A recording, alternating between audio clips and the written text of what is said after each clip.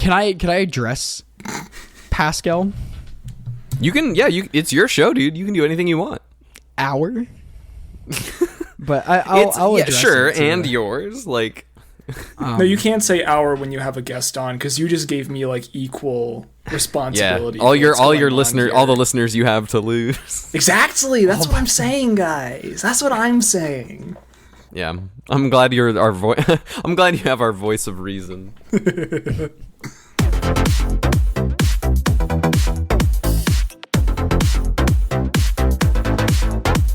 Welcome back, everybody, to the episode of the Common Ground Podcast. Your favorite format, Pauper. I am your co-host, Cameron Schindler, back with one episode 103, back for episodes.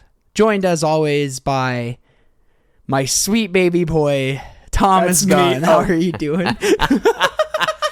I was warned about this. I jumped the gun. I'm sorry. You did. I forgot that this was a bit. He jumped the gun. Hey! Get it? Hey, oh! How are you doing, buddy? I am doing all right. I just remembered that I just hit to start recording the backup, but that's fine. I'm good. We're doing good. Had a nice long busy day, but I've got a few days off between now and Thanksgiving. It's the Monday before Thanksgiving. Y'all will hear this on Thanksgiving, actually, I just realized. So happy Thanksgiving. I hope if you're enjoying the holiday, you're enjoying it with people you love. And with Christmas good food. Episode. Yeah, look at that. Yeah. Also joined by gun jumper. That's one word for it. Zach. It's two words. Zach, Hey there. 47 Geraets. No one gets that reference. One person gets that reference. Hi, Katie. Yeah, and she doesn't listen. That's probably for the better. Probably for the better. Oh, no, I'll show her that. That's funny. She'll appreciate that. Yeah, we got you back on to Common Ground Cup, the second winner. How are you doing? Yeah. I can't believe we waited this long to do the winner's interview. Yeah. No, I actually listened to that episode at work today just because I remember enjoying the conversation, so I went back. Yeah, it was a good one. No, I don't listen to it whenever I'm feeling down and I need to pick me up. Do you really? No. No, definitely not. It was a good ep. Cameron, you and I were just talking about this because you took a breather last week because you had a thing to go to. And you and I were talking about how we actually kind of, the episodes that we end up not being on, we kind of look forward, like a little extra looking forward to like listening to it and like, oh, like, what did they talk about? It was fun. No, it was like really that fun. With you too. It was really fun to listen to and edit. Good. I'm glad. I am Thomas. Actually, wait, hold on. Thomas, thank you for your bang up editing job because I know that I had so much dead air at different moments when I was on with you previously. We all do. You made it happens. me sound so smart. And you I are smart. That. Oh, thank you for stroking my ego for me. I'll keep jumping your gun. Wonderful. But yeah, we're doing the winners, and we wanted to get you back on for you just had like a really good idea of why Magic or why Pauper is kind of the resting place for disgruntled Magic players as well. Like you could probably throw Cube in there too, but why people kind of start gathering around Pauper for Cameron, their frustration. Don't tell everyone that this is low key a Cube episode this like far into it. Okay, like we gotta surprise them. We're supposed to trick people. No, that's not the goal. I swear. It's actually like why like people like gravitate towards Pauper, and like you hear a lot of like retired Magic players like start playing more Pauper and stuff. But first, I kind of want to. This is like really, really serendipitous. I'm kind of like Discord illiterate, and for that the first one time way to ever, put it. It is one way to put it. For the first time, like this is the first time I've ever seen a message request on Discord, and I saw I had one message request. I'm like, oh, what is this? So Pascal from August 4th, he sent me a message about doing a winner's interview with Zach, and then he had some fog questions, and I'm like, holy donkey! It's insane. I'm just seeing this because I just you guys saw basically it. recorded it the day before that message was sent. Yes, essentially. Well, then the first time I'm like seeing that. it, I'm in a Discord call with Zach too, or like just hopping on. So it's just like, what are the odds that happens? And then what's even crazier, they have a PS that says Harrison Gordon was such a banger recommendation. I've been having them on repeat since the episode where you mentioned going to their concert, and I just saw Harrison Gordon last night again. So it's just you did. It's just really weird, you know. It's cool. Serendipitous is a good word for it. Serendipitous is a word that Cameron has now used twice. 3 times. So Pascal, this is really serendipitous. This happened. I am so sorry. I ignored you for 4 months. I did not mean to. I will answer your questions. I swear. I'll send you a DM. I feel so bad. I just ignored this dude for like 4 months, so I didn't see it, and I'm trying to get back. There we go. Perfect. All right, so I wanted to shout them out too and give them all. And they said some really kind words about the pod and some Patreon stuff. Oh yeah, don't worry. I am here to also pressure these fine gentlemen into starting a Patreon or a coffee or just like some way for us consistent listeners to give these wonderful humans money. That's very kind. Oh, God. Yeah, kind of ironic with the episode because we're talking about money on this episode, guys. Like, I don't know if you know that or not. We are. And big shout out to you, Pascal, for all the kind words you said. I really appreciate that. It's really cool to hear that we can make your day, and really all of you that have the nice words to say. So thank you for that first. Thomas, do you got any housekeeping for us before we dive deep into Zach's little brain or big brain? The biggest note that I have is that registration is now open officially for the 3rd Common Ground Cup at game night in Columbia, Tennessee on Saturday, January 31st.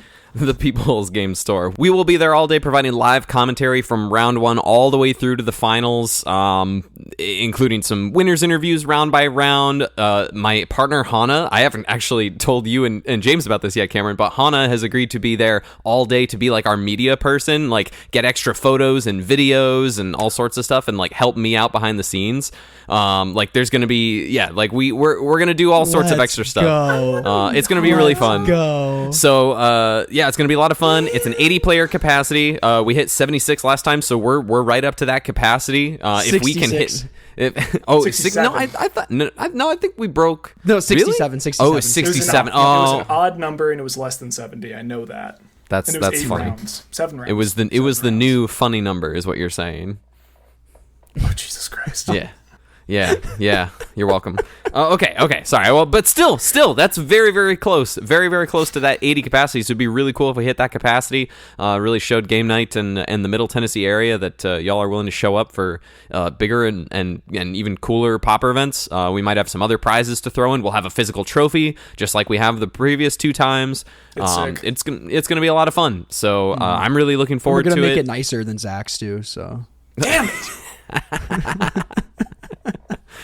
But no, it's going to be a lot of fun. It's Saturday, January 31st at Game Night in Columbia, Tennessee. Link is in the description. Link is in the Discord. Come on through and come play some Pauper and win some cash. It's a $2,000 cash tournament. Come and play. Oh my God. That's sick. Mm-hmm. I have FOMO not getting to play. I mean, it's nice that somebody else will get a win, but like, you know. Yeah, someone else win it. I won't be there to defend my title. I'm sorry. Oh, yeah. Another, just the trend of black-green decks winning the tournament and then the previous winner not being there. Yeah, so that is probably a warning you should front load on this, Thomas, is if you win the event, you cannot participate. Yeah, that's right. That's another fine print. You get banned. you get soft banned from the next cup. It's on the fine print. I had it printed here. on the bottom of the platform the cup is on. If you look at it right now, you'll see it. Now you see me. I actually noticed it when I tried to like sign up for this, and I was just like, oh no, I signed a contract with the devil. Oh Jesus! There's an emitter in the base of the trophy that blocks it on a firewall on your Wi-Fi. It hacks in and it blocks you from being able to sign up. Yeah, it's amazing. Okay, I am such an. You can talk to Michael Foll about it. We did it to him too. So no, you said emitter, and my mind immediately jumped to Nen, like Hunter x Hunter, like you used a Nen technique on me, and I'm sorry.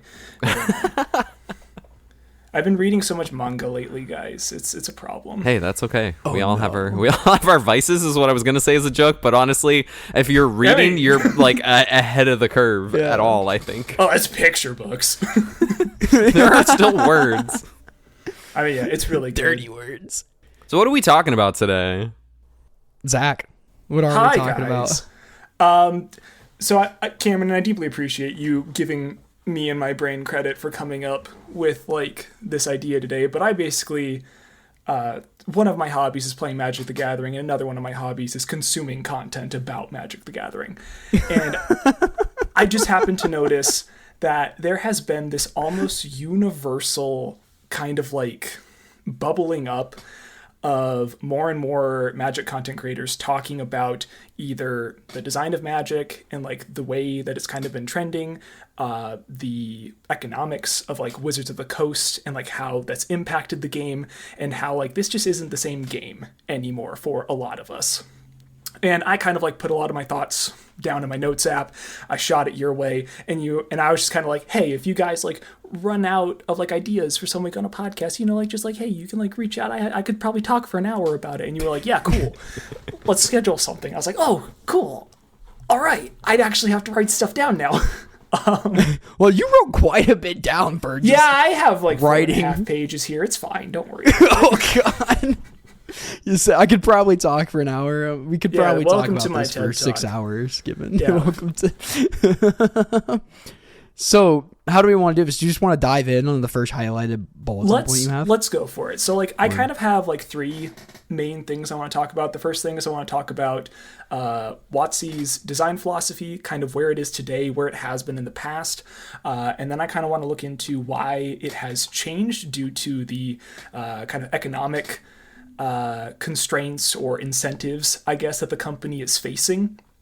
And I want to look at kind of how that is affecting us as players, and why Pauper is like kind of low-key benefiting from it, as well as some other formats, Cube especially, and some other stuff. But yeah, that's kind of how I wanted to look at this. Yeah. First thing I wanted to shout out, and the main thing that sort of like launched my whole obsession with this, was a video from the YouTube channel Blood Artist titled Bands Don't Matter. I would highly recommend watching this. I might have like posted it in the content section of the Discord when it was first came up or something a while back, but I'll make sure it's there's very a link. good. Yeah, I'm just going to highlight a lot of the same points that he makes here. Kind of the main one being when Wizards of the Coast first saw some success with Magic the Gathering back in the 90s. The main way that they were structuring their marketing and the way that they were promoting the game was kind of akin to professional poker or chess. They were trying to make this like a sport for the mind, and they were creating competitive tournament formats. They made a standard format. They made block constructed. They made limited events, and they were designing the game in order for it to be played in this way, in this competitive 1v1 arena. Well, look at the pros too back then, like John Finkel. Dude, they like still dominate today. Yeah, exactly. If any of them show up, they're winning. Like they're Kai all Budde, like Ivy League players, and you had like a lot of poker players back then, or Ivy League players. They're all like Ivy League graduates and like the stock people. Yeah, like it was this luxury thing too. A lot of like programmers correlates. Yeah, that definitely correlates with the, like, this is a high esteemed hobby kind of thing. And approach. The allegory to me that's interesting is that I might be circling around to something like this, maybe a little early in the discussion, but bringing an idea, the idea of how they started, like, focused mostly on competitive players, like you're saying, like just putting that out there. That's a model that a lot of games are trying to reinvigorate even now. Like Flesh and Blood, when it first hit the scene a couple of years ago, their whole goal was to be, we are going to be a Flesh and Blood game, which means we're not going to have an online client. We're going to be a cards only game, and we're going to market this towards people who want to play competitively. We have a Grand Prix and Pro Tour and World Championship pyramid set up already and ready to go out the gate. That was basically their setup. They like took a lot of inspiration from Magic in that way, and so like it can work. If I remember that period correctly, I believe that Flesh and Blood debuted after MTG Arena came out. Like I'm pretty sure it was post-pandemic. It was yes. It was within a couple of years after that. Yeah. Because I know there were a lot of Magic pros who jumped over to Flesh and Blood and were immediately like killing. Yeah, Brian Gottlieb, who is a pro player and co-host with Jerry Thompson for many years on their podcast. He's like the head of their design team right now, or something in their team. So there's a lot of Magic people in that. Tannen Grace, someone that Cameron, you listen to a lot of Tannen's content as well. He's very much involved with their commentary scene and their commentary program. There's a lot of crossover there. But not to harp on that, but just as an example of like there are games that are coming out now that are trying to reinvigorate that idea that I think Magic started, and like really I don't know exactly where I'm going with this, but I'll let they you. Left it behind. They kind of left it behind. Like that it was great. It was so cool. Mm-hmm. And it was great and is great for those games, I would assume. I'm afraid I'm not. I haven't touched Flesh and Blood. I probably should at some point. I hear very good things about it. But the thing that Magic had back then that it doesn't have anymore is a financial incentive to design good constructed formats. And again, the Blood Artist video, watch this. He does a much better job of explaining it than I'm about to. But basically, there was a positive feedback loop for well-designed sets. If WotC had a format that was like weak and the cards weren't interesting, they wouldn't be able to get players to play the game. If they had a format where there's a bunch of busted cards and like players like really interested in them, but the cards are like warping everything and the gameplay is suffering as a result, then like you'll get like a spike in people buying cards, but they're going to fall off. You're going to lose people if you have to like do bans or like, or if people are just getting sick of this unplayability. So like you have this financial incentive to hit that sweet spot, to just hit that perfect balance of like interesting and powerful, but balanced. And that is like, I think personally, and I think there's kind of like a good history of like 30 years of Magic to back this up. I think that this is how they were so successful for so long. Is just that ability to kind of like consistently prioritize design, prioritize gameplay, and just like churn out banger set after banger set for the most part. We had that combo winter in the late 90s. We had Affinity. We had like Jace Stoneforge. Like those are kind of like the three hiccups that we had up until like Energy in, what was that, 2016, 2017? 2016, 2017. Yeah. And then like since then it's been a lot of bans. It's just bad format after bad format for Modern. I guess I shouldn't say that now. It actually and like I don't want to say that like all of those formats where like we didn't see a bunch of bans. I don't want to like try and act like those were all perfect. There were some gems mixed in for sure. I remember playing a reasonable amount of Standard and Modern throughout a lot of that time. Like that, I'm afraid like that energy I time. joined in like 2017. Like that's when I first started playing competitively. So I got in right as this trend of bans started like changing. But like from all the old heads that I used to play with, like that was the norm. They were just like, oh no, like Jace Stoneforge, like nothing's gonna get banned. We're not gonna ban. What was the single green mana sorcery that searched for a basic and made 2 energy? Attune with Ether. Tune with Ether. Yeah, there's like, we're not gonna ban Attune with Ether. Like that'd be ridiculous. But they did. And just to speak on the Stoneforge thing, what I've heard is people were talking about those bans before, but those formats were still. Those games were still interesting. It was just the same. Because they had like Primetime and Valakut, right? Like there was counterplay. Like there was like a Bloodbraid Elf and like there was other stuff going on. Patrick Sullivan talks about a mono red deck that he tuned to beat the ever loving crap out of Cawblade at that time, and he won an SCG Open just doing just that. Like there was some counterplay, but it for the time I think it was extremely oppressive. Sure. Yeah, that makes sense. The reserve list also kind of fits into this a little bit because when the first reprints happened, and players, this was more of speculators, which I intend to touch on a little bit. Folks who view Magic as a financial vehicle, I think are the ones who are most hurt by reprints, or like quote scare quotes hurt by it. They freaked out, and then WotC was like, oh my gosh, we want to make sure that we don't have this type of backlash again. We're going to make the reserve list. And so now, you investors, I don't know if they actually called them that, but I wouldn't be surprised if they did, can know that your investment is safe because we will not reprint these cards. It's kind of the similar mindset of like, okay, we have to design these good sets because that's how we get players. Thing is, they don't get players that way anymore. So Magic kind of starting this place where you play Magic, you play casual with your friends, sure, but there's this bigger thing in the background that a lot of players aspire to do. Like a lot of people aspire to be on the Pro Tour or whatever back then. That was kind of the thing, was you can play Magic casually, or you could try to get better and you could go to your FNMs. And we've seen that even like locally. I'm sure everyone's seen like their FNMs just in recent years just kind of die down. Or maybe maybe the case of Commander go up, but you see like it just used to be these older competitive formats or like Modern or Standard or whatever.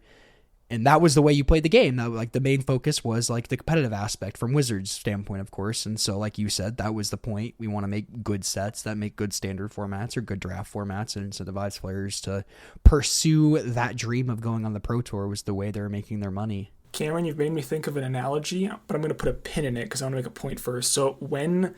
Write it down. Basketball. Just say that to me and I'll remember, okay? We're kind of talking around it a little bit. Commander is Magic now.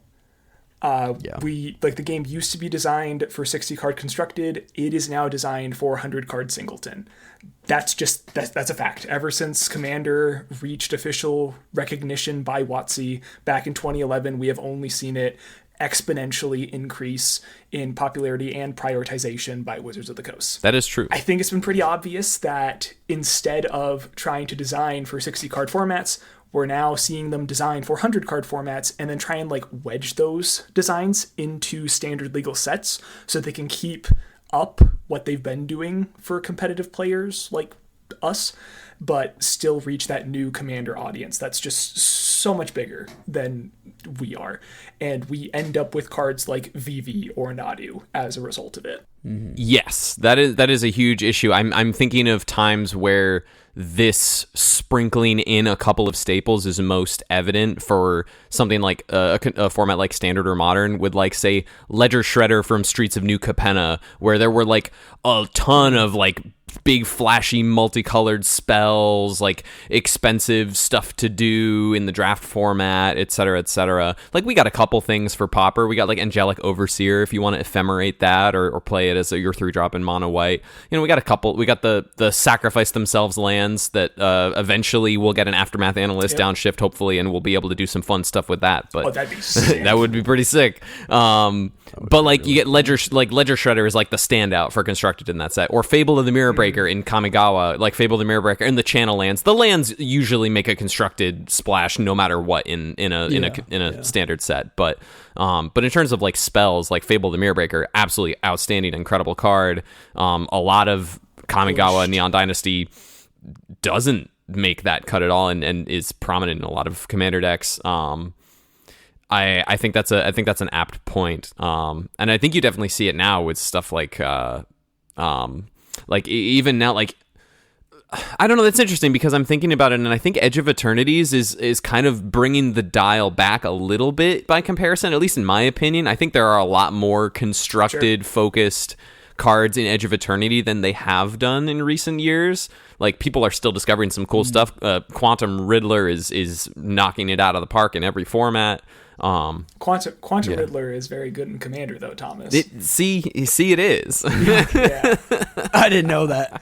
Thomas, you're speaking on That's true. Yeah, they're making more cards that are good at constructed versus more cards that are just good in Commander. Is what you're kind of speaking on. That's more what it seems like to me. But I also don't play. I don't play a lot of Commander, so I don't know what also these cards, to Zach's point about Quantum Riddler, is like, I also don't know what's also getting played just as much in Commander, to be fair. So yeah, not to say that Quantum Riddler is in every Commander deck, but like Starwinder is a card from Edge of Eternities that's like a 7-mana 7/7, and it's a what do you call it? When your creature deals combat damage, you draw a card. Mm-hmm. It's that type of effect, but it has a warp for 2 and a blue. Coastal Piracy, thank you. So it's like that. It's like very clearly like that's a Commander card, but like maybe with the warp is constructed playable. There's a lot of effects like that. I think the phrase each opponent has replaced target opponent almost universally. A lot because of this, because like target opponent is unplayable in a 4-player game, because Magic the Gathering was not originally designed to be a free-for-all 4-player system. It was designed to be a 1v1 system. It wasn't originally designed with 40 life for 4 players so that one person has to deal 120 damage across the game in order to win. No, you were meant to deal 20 damage. That's why Lightning Bolt is good. It's like a 1/7 of your opponent's life total and kills creatures efficiently, but like it's not really sees much play in Commander because it would have to say each and deal like 6 damage, and like it's not, they're fundamentally 2 different games that they're now designing for in this way, you know? And same thing with Duress too, in that kind of exactly. So I'm surprised there hasn't been a Duress variant at like Rare that says each opponent reveals their hand. kind of shocked they haven't tapped in that well with those kind of effects yet. Zach, I made a little note here too that really this is the era you and I came up in playing Magic too when we got this. Like, I remember meeting you and I still played a lot of Commander, and it was... I remember trying to convince you to play Commander and stuff with us too. Hey, I started playing Commander like back in like 2012, 2013. That was one of my first formats. I talk a big game. I mainly play Commander now to play Magic. Ew. My wife... That's how she plays Magic. They got her. Like, this Avatar set, she went to her first pre-release because it was Avatar. And, like, she won a match of Magic the Gathering against, like, another human being that wasn't me or, like, my coworker that we play with. You know? And, like, she built her own sealed pool. I think it helped that, like, the Avatar decks are, like, kind of, like, color. Like, they help you. Like, they give you, like, a boosted color pack. Yeah. But, like, she did it. And, like, she won her first game. She was like, oh, my goodness, thank God. Now what do we do? And I was like, well, now you play game 2. And she's like, it's a match. It's best 2 out of 3? My brain is already broken. And I'm like, oh, man. I want to circle back to this UB thing later down. Oh, we'll get there. Avatar specifically, too. Yeah, especially with Avatar. There. I have a Avatar, like, little... like thing to say too with Katie. It was like kind of a cool experience.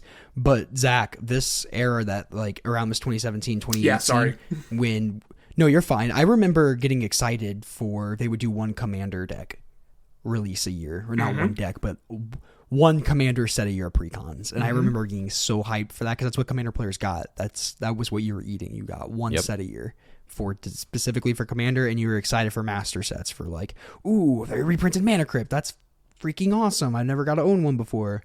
But they started designing cards that they saw how popular Commander was. It's like, why aren't we milking this more? They started making the Smothering Typhs of the world. That was just like, there's no business. This was 100% like, you need to buy this if you want to be competitive in quotes, because it's a casual format. And Commander, which is insane to me. I don't even want to get on that train. But just like that shift, and you just like, it's crazy it took them so long to market it that hard. I remember seeing a YouTube video that was coming out on game nights that Gavin was on, and it was like the title, The Year of Commander, like 20 whatever, like 2021 or 2020 is going to be, or 2021 is going to be the Year of Commander. We're going to have like this Commander collection green. We're going to have like pre-cons with every set. And I was just like, and I remember thinking at the same time, like, yeah, that makes sense. That's really cool. And then the releases never slow down, baby. Never stopped. Cameron, keep so that kind of cash now, but flow not really. train in. I got a little trivia for you. Do either of you happen to know how many Commander decks, like how many Commander precons were printed in the year 2024? Yeah, 42. No, I'm kidding. 28. 28's my guess. I'm locking in. 28's your guess. Thomas, do you have a guess? In 2024? Yeah, I don't know for 2025, but I saw it for 2024, so I know that one off the top of my head. 2024 would be... I'm going to err on the side of there was another set that I'm forgetting. So that would be 7. So that would be 28. I'm with Cameron. 27. It was 24. Price is Right rules. No. It's 24. Yeah, Thomas gets it. But yeah, no, you're totally right. I don't know what the number is of 2025 because I don't think it's been released yet. I think they've slowed down a little bit. I think a lot of that is because of Universes Beyond, though. And I think that some of the licensing for getting Commander decks for Universes Beyond might be a little tougher for them, because I know they didn't have Commander decks for Avatar, but they did have them for Final Fantasy. And like, I just don't know what those contracts look like, and if there's certain entities that they're working with where they want the IPs for that are stingier or less stingy about that. But like, yeah, man. So I guess this is the main shift in the game of Magic the Gathering. It went from this pro circuit, marketing the pro circuit is how we make money, how we get people interested in the game. Wizards realized, hey, we don't need to sink all of this money in. People are just drooling for Commander, and Commander players love blinging out their decks and spending money. It's like skins in like a shooting game. I don't want to generalize, but damn, there are monsters at pre-release. Like this guy was so excited to trade for me for like my Dragons of Tarkir cards that were 10 times worth the amount they're worth now, just because it was pre-release weekend. And I'm like, I'll gladly trade you these cards that will not be worth this much money in a week.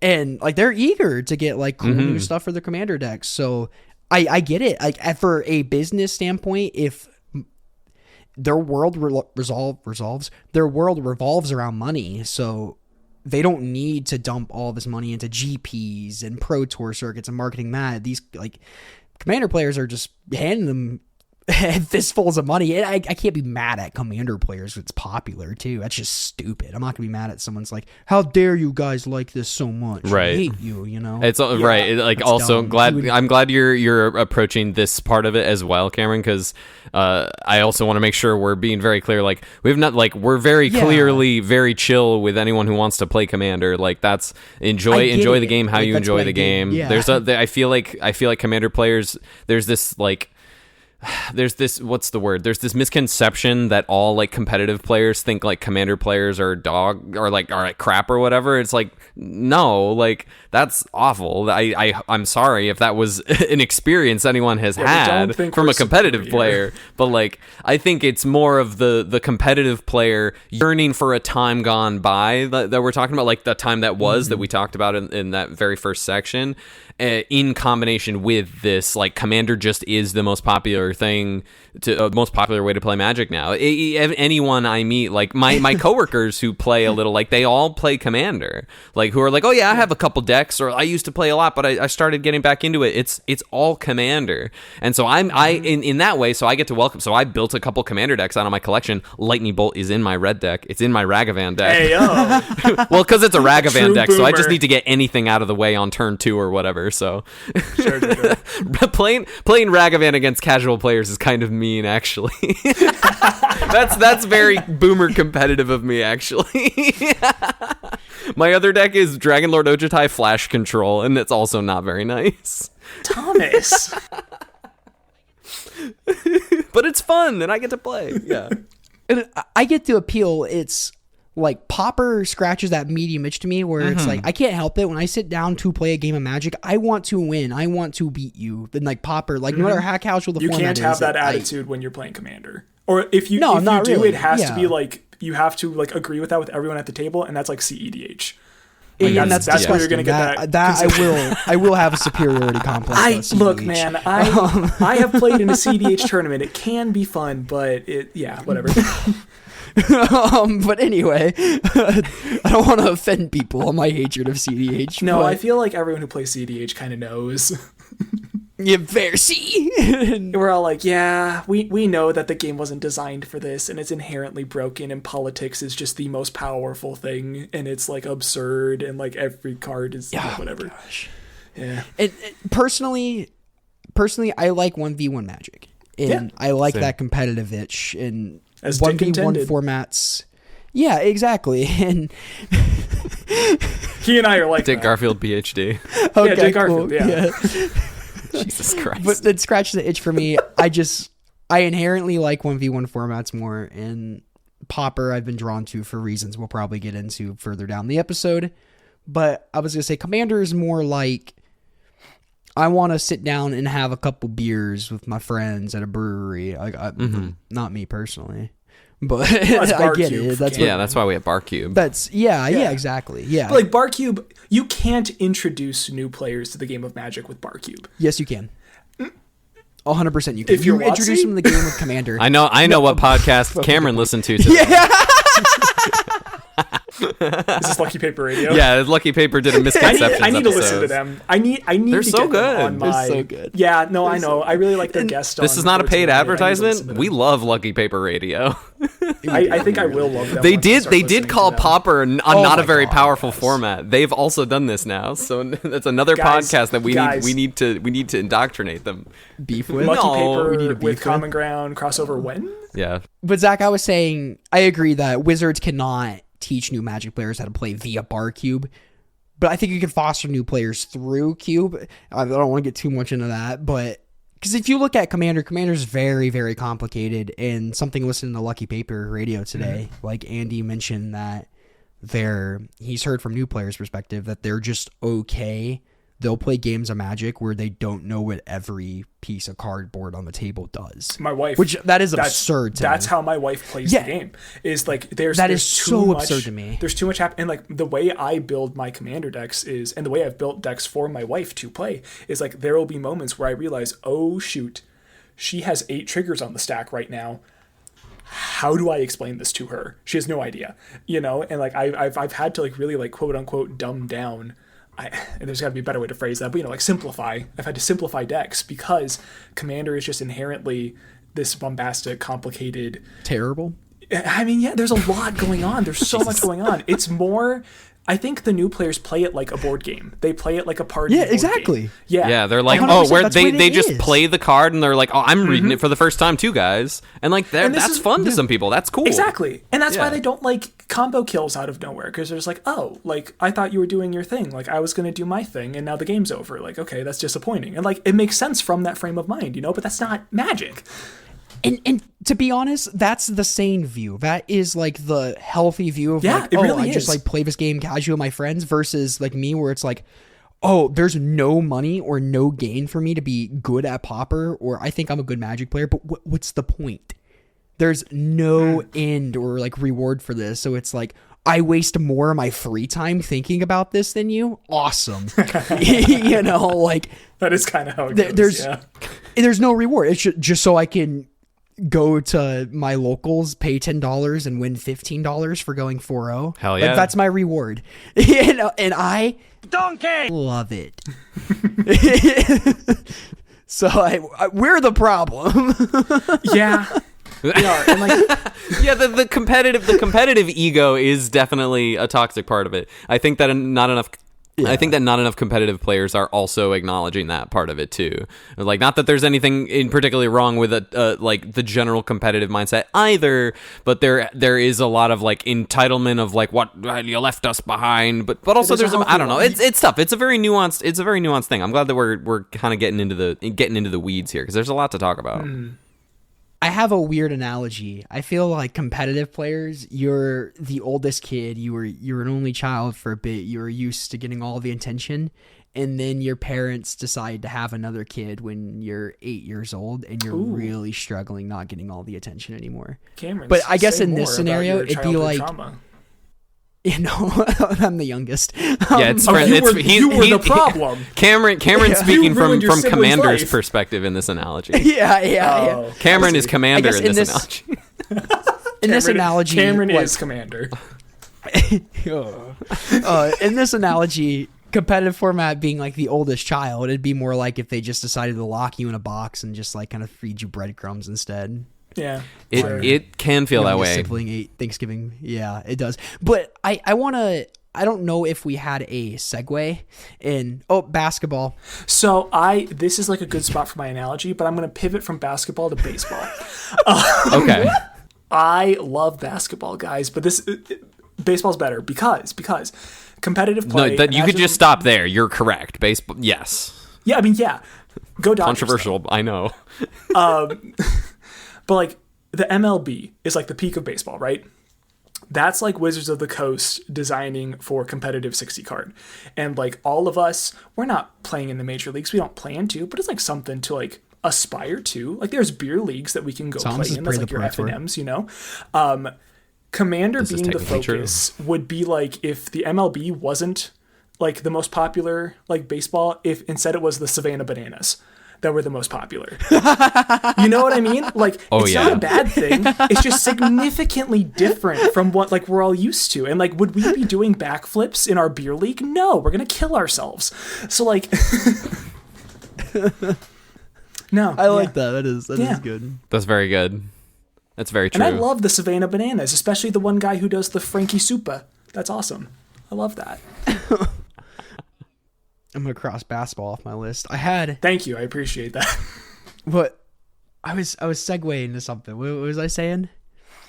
Oh, I want to shine a light that I feel like we've been talking pretty doom and gloom that, you know, competitive formats, we don't get any attention anymore. And I feel like that's kind of a little BS to be complaining that much about it when we just really got GPs back last year. That's Yes. And that's kind of big. They are slowly growing So I do- the program back up. Like they have Huey Jensen as the head of competitive play now, which is I think a very good face to have. Ooh, He's been the head for a while. I don't know. Not much has changed. We have GPs. We do, and that's kind of it. And we have Are Pro you Tours. grinding? Are you grinding the Pro Tour circuit? Do you think it's No, worth it 'cause I to don't- grind the Pro Tour circuit?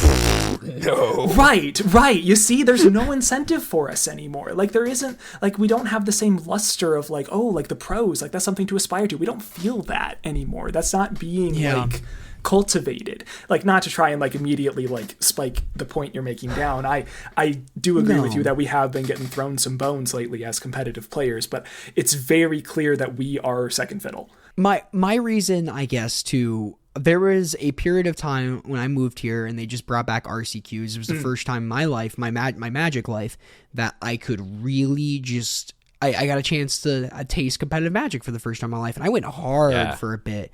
And the reason, like, I stopped, like, I used to play an RCQ every damn weekend. The reason I cut it out, the grind, there was kind of a mixture of a lot of things. Was I felt like it was, like, really spiky. I was kind of frustrated with, I found, like, there's a few decks that I'm like, man, I'm doing really well with. I day 2 to GP. I top 8'd this SCG con event, going like 10-1-1 or whatever. And that, with that Rakdos scam, I top 4'd every single RCQ I played with that deck. And I could not win a dang RCQ to save my life. And it was just kind of frustrating. There was that reason. And really, I was at a point in my life was changing a lot, like financially, my living situation. Then MH3 came out. And I just can't keep up with this anymore. And then now we have the 6 sets a year. Yep. And I don't want to keep up with that anymore. So that's the reason why I took a big step away from competitive formats and just really focus on Pauper and Cube. That's what brings me the most enjoyment. I didn't read ahead of your notes. I'm sure that was is that a segue into anything, Mr. 47? That is definitely a topic in my notes. I figured. I didn't read them. I read your notes, Zach. I was really appreciate it, busy Tom. today. I read them out loud, I'm so Hannah heard sorry. them too, actually. Oh, I was really busy. I had a pretty similar arc in terms of timing for Cameron. I've talked about this on the pod before, but my competitive background, I started playing when I was in freshman year of college in 2012, and my club started, like, we made a Magic club on campus, and we started getting interested in going to bigger events and PPTQs, and I actually played in 2 actual PTQs before that original system changed. It used to just be a handful of just regional, large, like 50 to 200 player events. And the winner just got a straight up Pro Tour invite. And I played in 2 of those before the system changed to something that is similar to the RCQ system of today, where you play a local event at your store, you get invited to a larger regional event, and then there is where you can play for the Pro Tour. I did a couple of those. I had positive records in both, but I didn't make any top cuts or anything. And I just kind of had the itch. I did terribly at a ton of Grand Prix through the mid 2010s and late 2010s, like maybe half a dozen or so. And it wasn't until I got back. It wasn't until I after COVID and I got back into Magic drafting when Ikoria came out on Arena and as the first player draft, and I got sucked back in because I'd taken a break because I dropped my reasonings for some similar reasons to Cameron back in like 2016, 2017. Like, my life was changing a lot. I went through a divorce. I went through a lot of financial issues. I went through some job changes. I moved. Like, there was a lot going on. So I wasn't playing Magic much. And when I didn't really pick it back up in a big way until I got to Nashville. And is at a similar time that Cameron started his grind in the RCQ scene, I started as well because they announced it. Willem Hugh, like you said, Willem Hugh Jensen was in charge. And boom, I was like, oh, we're getting a real path to a real Pro Tour again. This is very exciting. I want to be on this. They gave me something to be excited really for. Real. Yeah, It felt real. It felt No, I was there like too the for system. that. Yeah, it felt like the system was back to where it was going to be, and I got really, really excited. And I was like, I'm gonna do this, and I ended up doing it. I did it that first year. It took a while. I played in that first RC. I 0-4 dropped. Yeah, I got chills from you saying that. And I thought it was I did it. I qualified for the first RC, and I'm gonna do it on the 10-year anniversary of when I learned to play Magic, and I built it all up from myself and I 0-4'd. And it was I was kind of shattered, and I didn't really play to qualify for the second one because I wasn't going to be able to go to San Diego. But then the third was in Dallas on the way on the summer tour and travel trip that my partner and I were already planning that summer. And then I qualified for it after like on my 6th try, where 4 of those, I was very similar to you, Cameron. It was 4 of those that season. If I had won one more match, I would have gotten the invite. Either second place, one of the times second place to you, Cameron, and a couple times losing in top 4 at a 2 slaughter or whatever, like. I needed all those lessons. I needed all those things along the way. That's a whole other thing I could get into in my own story, but I'm rambling a little, but they made it possible. And I actually did it because I had the drive and the inspiration that it lit inside me of like, oh, I can actually do this. I'm finally in a position where I can really dedicate myself to this, at least for a little while. And it worked out. And I got to go to Barcelona to play on the Pro Tour. Like it was a life changing experience. More so the traveling to Europe. See the world, play the game, see yeah, the world. more so, honestly, the trip with my partner being in Spain. Like, that was, honestly, looking back, the part that I'm going to treasure the most as a person. But, like, for my Magic career, to have finally, like, hit that goal that I've been dreaming of for over 10 years, like, that was a real thing that Wizards and the Pro Tour inspired in a lot of Magic players for a very long time. And it is now at this time where I've gone through some life changes, mostly for the better, but it also has changed up my priorities with my new job. I don't have a lot of weekends consistently off, so I'm not really on that RCQ grind. I'll play 1 or 2 maybe, but I also haven't been planning on going to these things because the RCs this round of RCs was during my busy season, so I couldn't even plan to play any RCQs.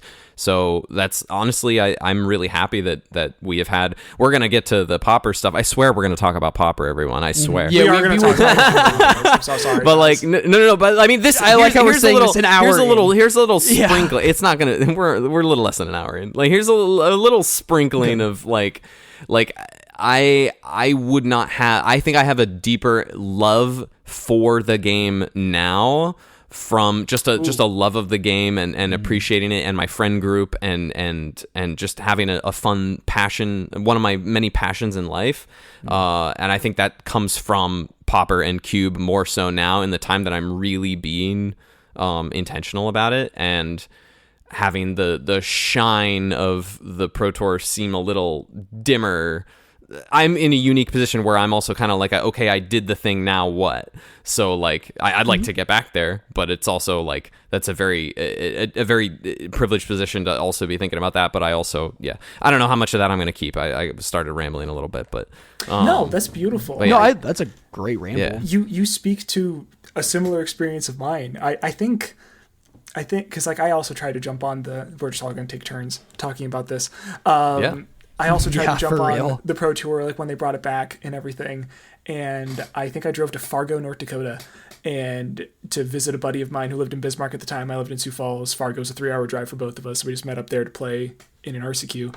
And I ended up winning. It was a 2-seater, and I ended up winning it, or qualifying, I guess. And that sent me to San Diego. Like, I had to pay to go to San Diego, and then I didn't manage to day 2. I practiced a lot. I spent a lot of time investing in that, and it was kind of that moment where like I didn't qualify for day 2, and like I think I lost a win-in to get there or whatever, and I just kind of realized like I was here by myself in like all the way across the country, and like I wasn't able to go with like any of my friends. I didn't really know anybody because like I was new to the scene, and like I hadn't like could have hung out with Silly since Silly. Well, yeah, I didn't know Silly though. Like, that's the thing. Like, I didn't know anybody yet. Like, I wasn't able to like keep up this grind or like have an incentive to like keep up this grind, especially as someone who lives in the middle of the country where like it's hard I have to drive to, like, I had to drive for 3 hours for an RCQ. Like, there weren't any options that weekend, like, or if I had missed one, it would have been 2 hours in the other direction. Like, it wasn't practical for me to do this grind. And like, that's kind of just like part of the country that I'm in. I know down south, y'all have them. Like, y'all win every weekend within like an hour drive of you. And like, I'm a little jealous of that. But like, yeah, I just kind of realized at that time, this ain't worth it for me. Like, I've got a wife. I'm trying to like do my own career and like figure everything else. Like, I'm not divorced.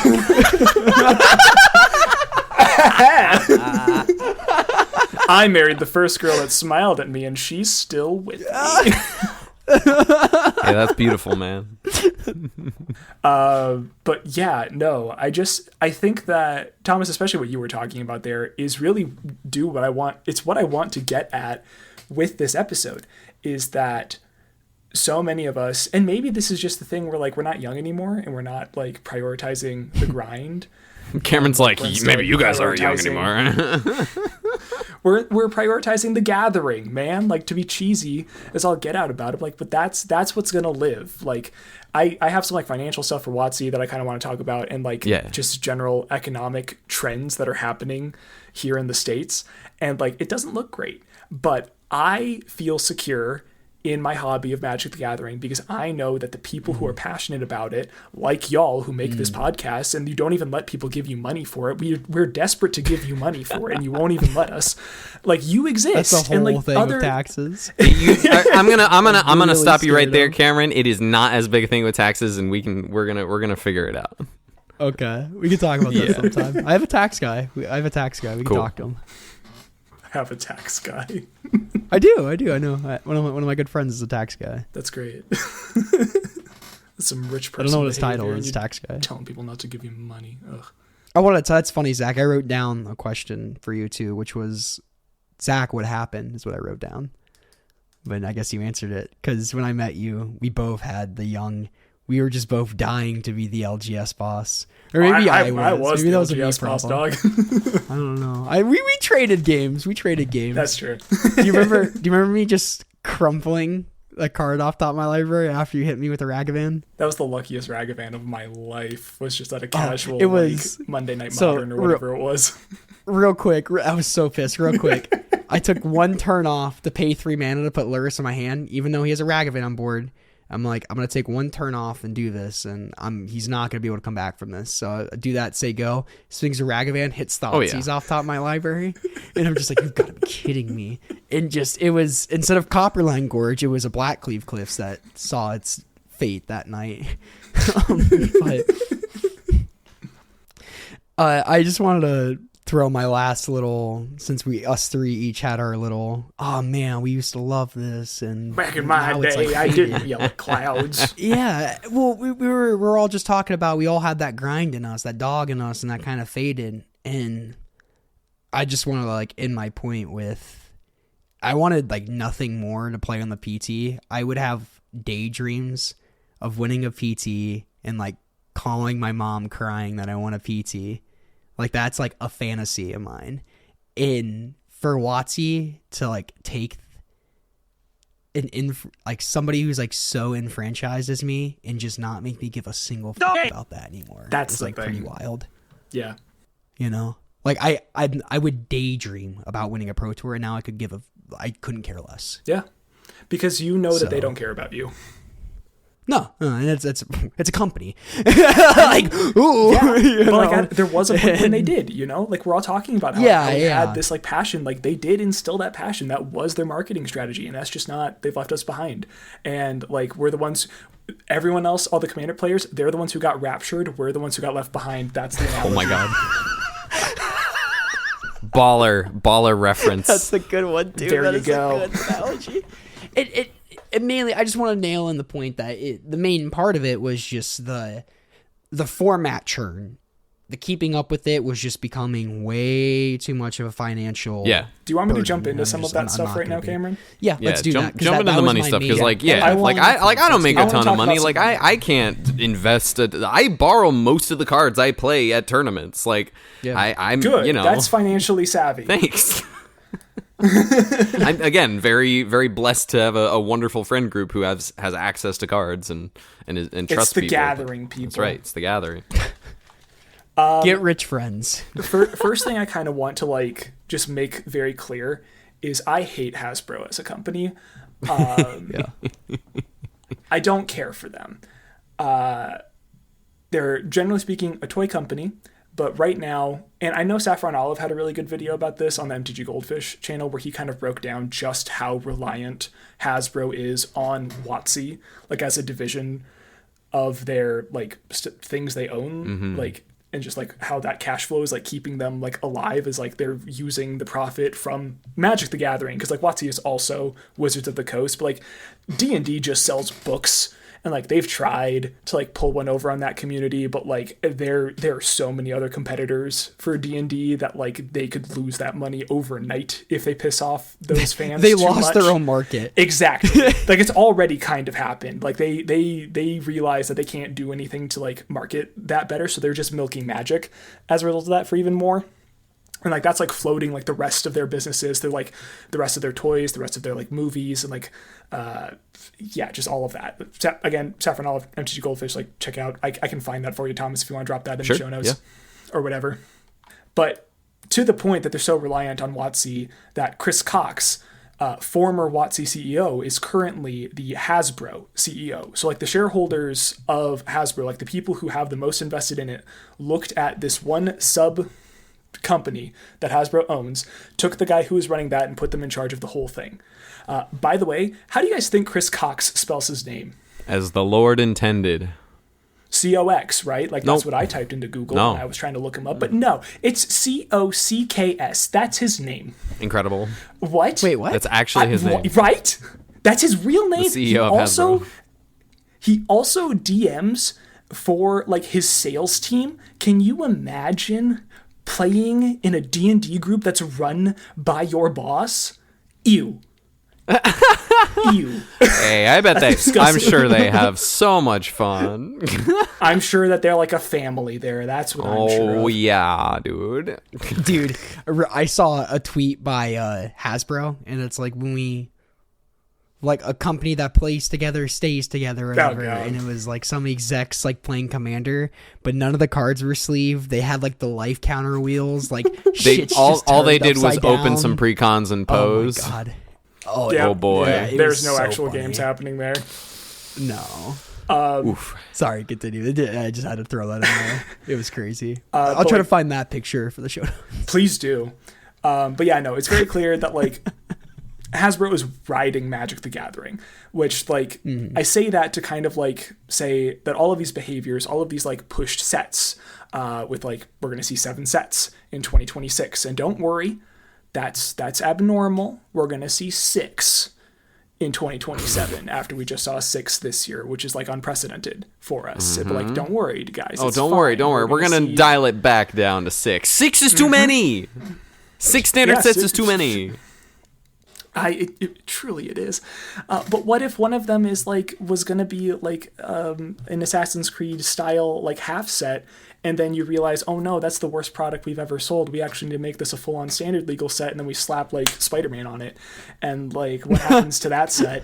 That actually segues me into something. Have you guys been seeing these? I know on Reddit, it was very popular on Magic Reddit, where people were taking pictures of like targets and like their LGSs, and there's just like shelves of Spider-Man stock left there. Have you guys seen this at all? Yeah. A little bit? Okay. There is now a vibe that Spider-Man sold poorly or like flopped as a set. I know the limited format was trash. Yes, on all accounts I've heard nobody likes it. Well, that's not true. My sales manager husband loves it because he loves Spider-Man and he just got into the game. But and that's the thing. There are Spider-Man fans who are enjoying it for sure. Exactly. But like for the merits of it being a Magic set, it was not terrible. Good. It was not high quality. It's very clearly rushed. It's very clearly like a bad set. You would think that if Magic has a bad set, that would like reflect on their numbers, on their sales for that set. Thing is, let me go to my notes here. I gotta find this. When WotC sells Magic cards, they don't sell them directly to players, except in the case of like Secret Layers. That's their only direct-to-consumer sales model that they do. Yeah. Which, like, that's not even really something I'm touching on. Generally speaking, I'm fine with Secret Layers. That doesn't really affect me in any way, and it's an additional revenue stream for WotC. Whatever. Have fun with that. I don't care. Let's go back to Prince Demand, please. That's my only That's the one thing. The thing about when they sell out, though, that's marketing. That's free marketing. Because then everyone says, like, oh, FOMO, and like, whatever. I don't want to inflates the value. I get it. I get it. Instead, they sell to distributors. I have a friend. She and her boyfriend own a game store that I have worked at part-time, so I've like seen some of the inner workings of this. They purchase their Magic product from, I think they purchased it from Alliance. But there are other ones like GTS, PhD, Mad Owl. All of these are like vendors that WotC sells to, and then the vendors distribute and like sell to local game stores. So if you're a local game store, you have to reach out to these distributors and establish a relationship with them and establish kind of like credibility with them. The distributor needs to know, oh, this person is going to buy from me consistently. So if you, as a store owner who's like really into Magic the Gathering, as like my friend who owns a game store is and like knows, looks at a set like Spider-Man, thinks, oh, this seems kind of rushed. Like, oh, some of that art is like, oh, I'm getting a little sketched out by this. Maybe I should get less product. He didn't buy less product because he knows that if he buys less product for Spider-Man, he's going to get less product down the road for whatever the next Magic set is. The distributors are going to punish the local game stores who don't buy as much product as they possibly can. And imagine another Final Fantasy comes along that sells like gangbusters. That local game store is now capped on how much they can get of that product, and they're not going to be able to make as much. They're not going to be able to float themselves through the bad times like Spider-Man if they can't move product. They're not going to have the same liquidity after they couldn't keep stuff on the shelves for something like Final Fantasy. So game stores have this incentive to buy as much product as possible, which means distributors are then reflecting those sales back to WotC, who like WotC already sold everything. So like all of those Spider-Man boxes, if they are staying on shelves, and granted, it could be they actually printed enough this time. Like maybe they saw how much Final Fantasy sold and they were like, okay, we'll up the print run. Personally, I find that unlikely, but we just don't have the data to say one way or another for that. Every time a set does well, they can't help but bragging about it. So, and they're not bragging about look how well Spider-Man sold. Mm-hmm. It's not like, look at Lord of the Rings, like this is the best selling set of all time. Final Fantasy, this is the best selling set of all time. Yeah, you didn't hear that about Walking Spider-Man, Dead did you? Secret Lair. No, you didn't. Walking Dead Secret Lair. This is the best selling Secret Lair. They will rub it in your face when something sells good. This is true. I don't think this sold good. No, this is true. I'm just trying to cover my. But like, you are right. Yeah. I tend to think it's selling poorly. But on like the Hasbro like stock portfolio, like that's investors don't see that. They just see like, oh, this sold really well. Line's going up. Good. Mm-hmm. There is a big delay in these, like, if in a poor quality set, like Wizards is so like, what do you call that? Insulated. They're really insulated from that affecting them in any massive way as far as their stock price is concerned. Because of that, they have a lot of time to adjust if necessary. Like, they are hearing the criticisms of Spider-Man. There's a chance that they fix everything. Personally, I think Avatar was pretty good. I enjoyed it. I'm feeling a lot better after this set than I am after Spider-Man. I think Lorwyn looks pretty great. There's other things I'm concerned about, but as far as like set quality, I think we're probably okay. The thing is, they just don't have a ton of incentive to keep it that way, and that's the thing that worries me. And you could say it's like there's this big complicated web between player relationship to LGS, relationship between LGS and the what's the word? The distributor. Distributor, and then there's Wizards away from this web. It's the spider making the web. Instead of being its own like Spider-Man. Do you like how I use a Spider-Man analogy? I do like that. That's very topical. Okay, I just wanted a gold star. Okay, continue. I feel trapped in this web. Please let me out of this analogy. Well, have I got a great format for you, Zach? If you're feeling disenfranchised from this sort of economic structure, you gotta admit, they don't have a lot of incentive to print busted commons. That is correct. Have you heard of this great format called Pauper, where we play with only commons? Yes, I have. Personally, I think it's kind of funny that we're talking about a format that is successful because we think WotC's going to ignore it. Right? Like Commander was at its most successful, so great it was just grassroots, and like us. WotC didn't pay attention to it and directly print cards for it.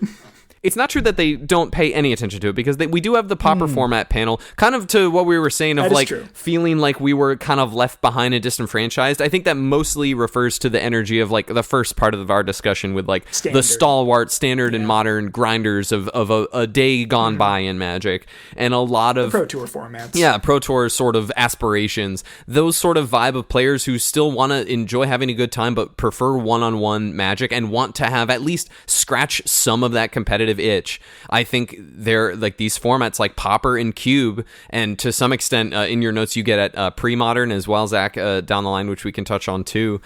These community-led formats I think have really stepped in to kind of fill this gap, or not really, I mean partially stepped in, but also partially just kind of formed as a necessity of a, I mean, not they've been there forever. Like Cube and Pauper have been formats for a very long time, but it feels like they're both going through this kind of renaissance right now of they're exploding of for explosion of popularity.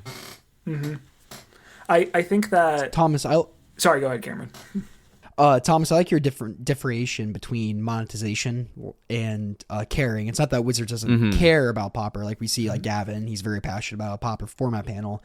It's just that it's not as easy to monetize. Therefore, it's not financially incentive. Right. Incentive? The shareholders there's no don't financial care. incentive. Yeah. The shareholders don't care about Pauper, but Wizards of the Coast does care about Pauper. You know what? Yes, That's a really important distinction I feel like we should make. I feel like people like Gavin Verhey, I feel like people like Mark Rosewater, these people genuinely care, and they get a lot of I agree. that they shouldn't. They have their hands tied. There's only so much they can do. It's the suits that we need. You tell them, baby. Big agree. Sorry, continue, Cameron. There is a big difference between like caring and no, you're good monetizing. Goddamn MBAs. And how we're discussing earlier that Magic sets, the goal of a Magic set now is, okay, how are we going to sell some cards to some Commander players, make a decent limited format, and they're trying their darnest to make Standard good, but it's just not possible. How is play design supposed to keep up with 6-7 sets a year when you're pushing Commander designs down the pipe, and you only have so much time to test for, especially a 3-year window now? It used to be 2. You now have an extra 6 sets a year of cards that you have to test and balance for. It's almost impossible. I'm sure the teams haven't increased by that much too. I don't think it's Wizards choking themselves. I'm sure it's pressure from Hasbro that's choking them in that position. I will say that I will say real quick, it seems like Standard is looking to be in a good place post the VV ban. Which is good. The people who are involved in people who are involved in Standard, it seems like it's not just I've seen a lot of other decks doing well in challenges, and people having success with trying out new cards from Avatar and things like that. So Badger Mole Cub. With those like incentives of the formats, if they want people to buy packs for chasing Commander staples and stuff, they're not going to make a lot of these Commander staples at common. Exactly. Commander staple, Standard staple. Mythic. They're not going to put these chase cards at common. If something breaks Standard at common, it's a mistake. It just straight up is a mistake. Same with uncommon, even like Up the Beanstalk. Yeah, and like, honestly. What was it? Hopeless Nightmare. Honestly, Hopeless Nightmare's a common. No, what's the one? Rage? What's the one that's like Monstrous the single Rage? mana black enchantment that makes you discard? Yeah, Hopeless Nightmare. It's a common. Hopeless Nightmare. It's a common. That's a common? Yeah. Yeah. Oh my word! I can play that in Pop. Yeah. I need this town ain't big enough downshift. Yeah. No. There you go. Oh, Bounce that and like Cryogen Relic, you discard Another- I draw a card. Oh my god. That, no. I love that card, but no. just with how these incentives are, it just lines up completely different for Pauper, where Pauper just gets left alone because these Commander staples aren't being printed at common. They don't want that. So those aren't really leaking into Pauper.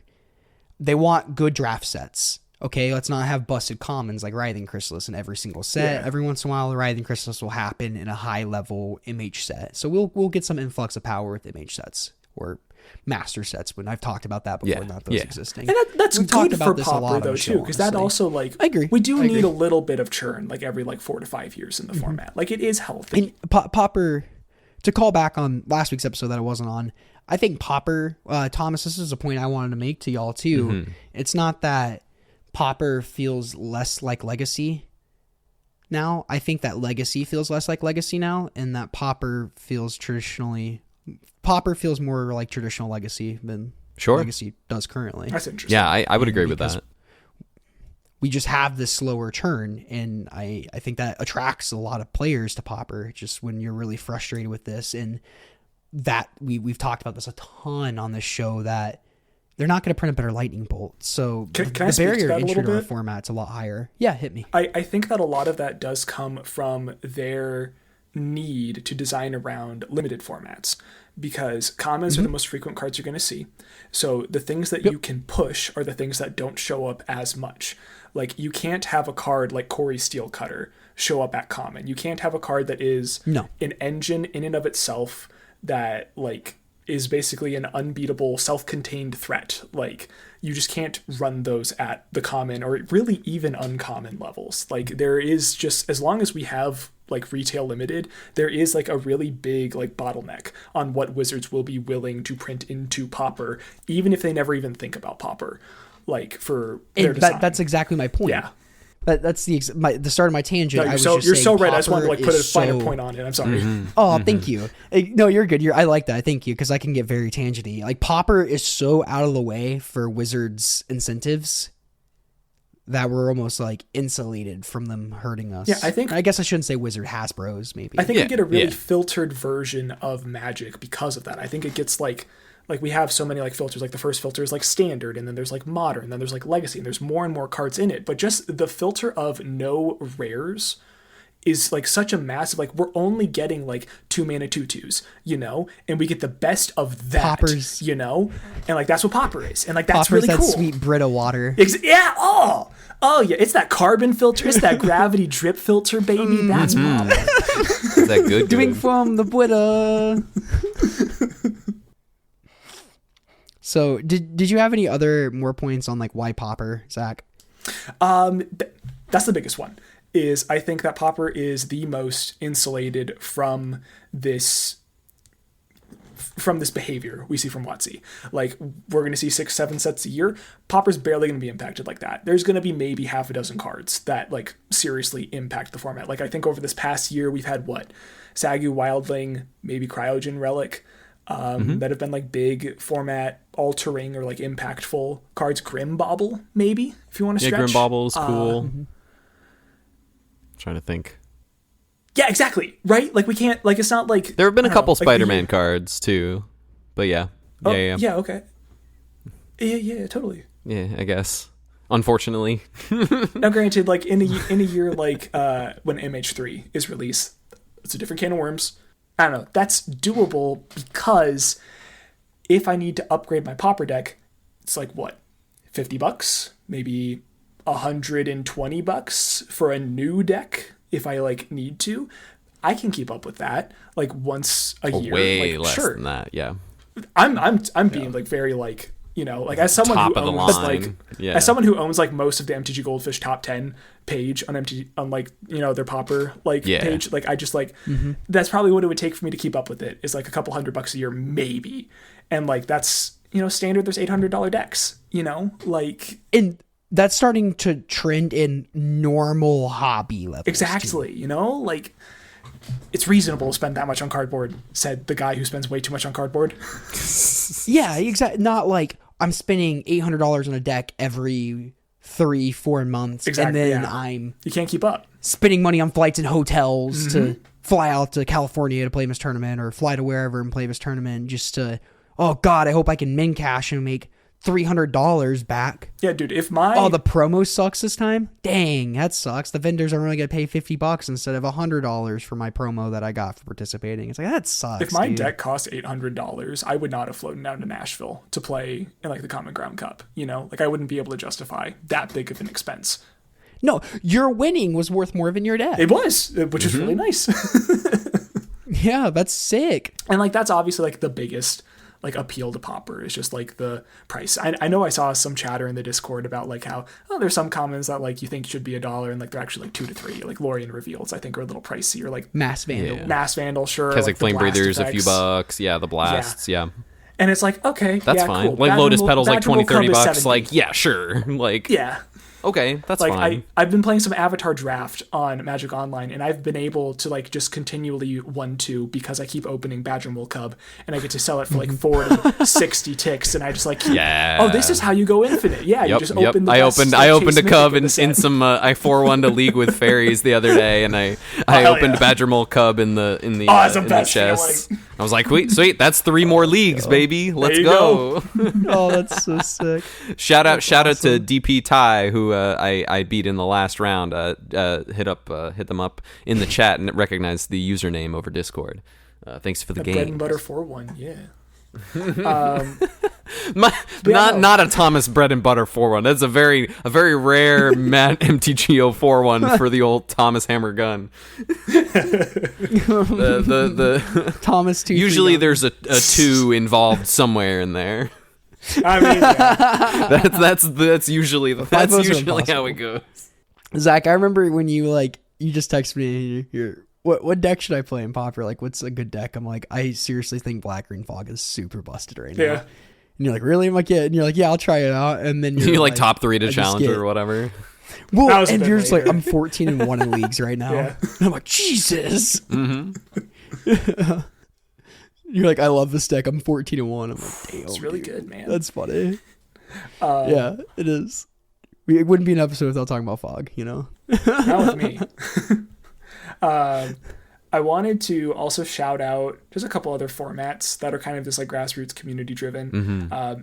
Frankly, CEDH, I have to give it a shout out. I'm sorry, Cameron. I know it's icky. I know it's ucky. It's so gross. There are a lot of us who play it and a lot of us who enjoy it. And we're not here to yuck any yums.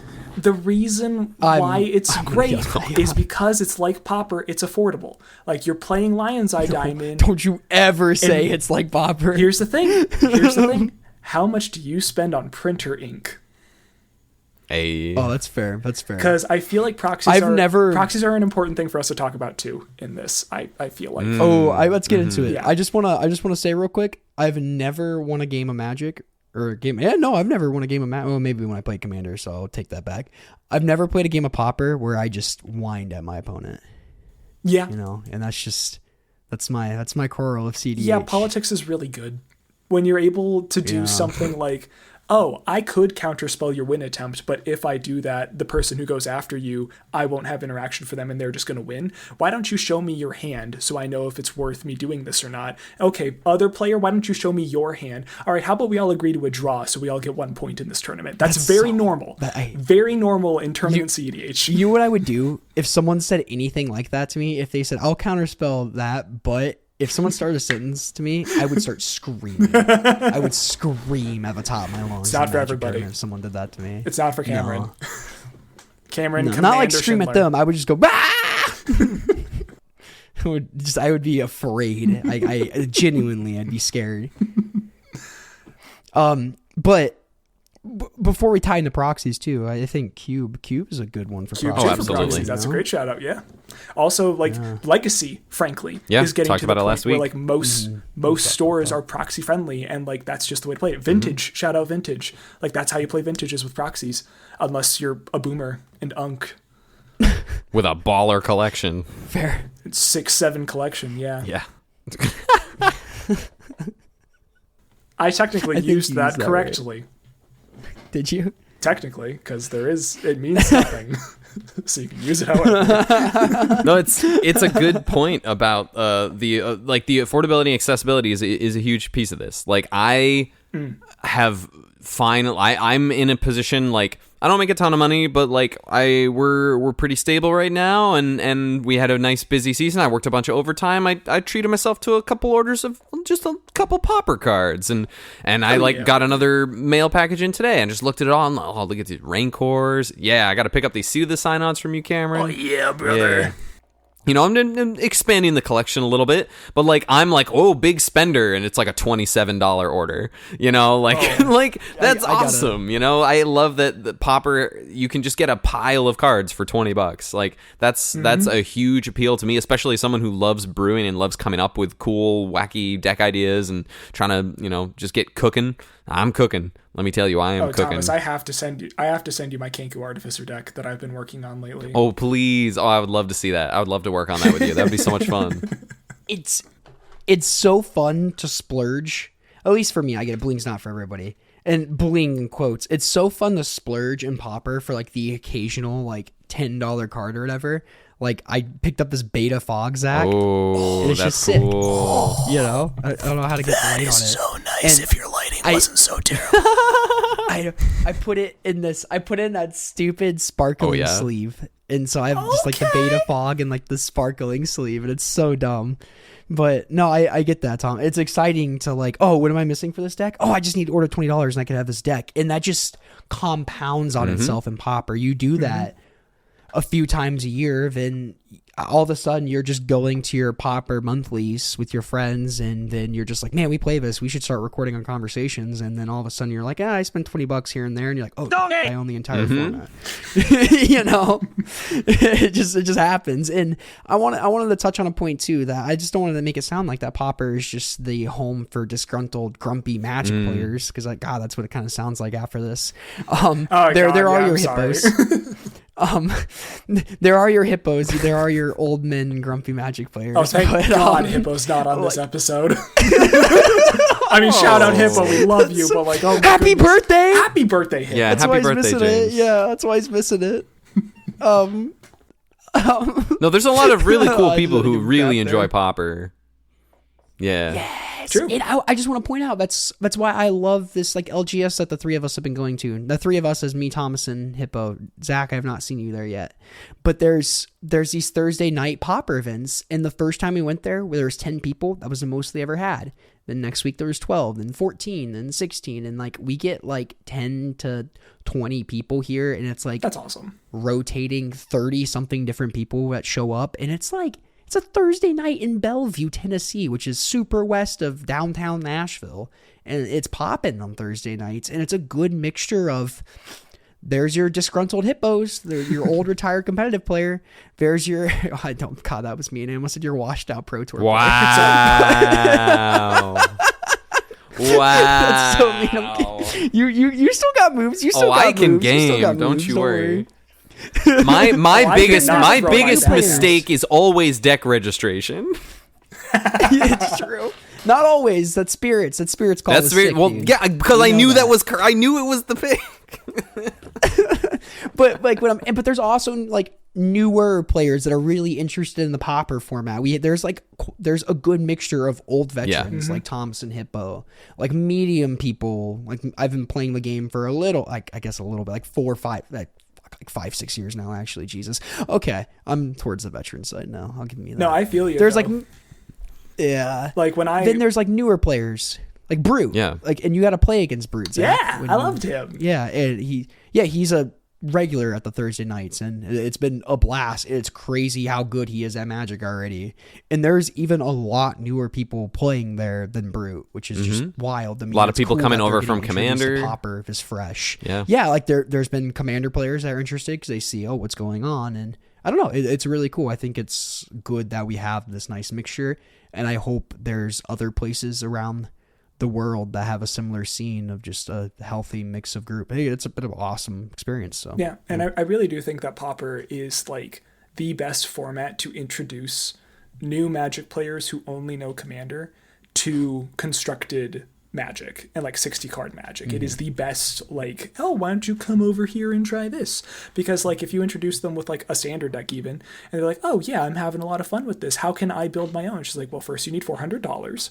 And so Quantum Riddlers. yeah, exactly. Maybe even more than that, you know, like, but like with Pauper, it's always just like, oh yeah, you know, like there's a couple of expensive staples being like $5 to $10, and like you can own most of the format for that price.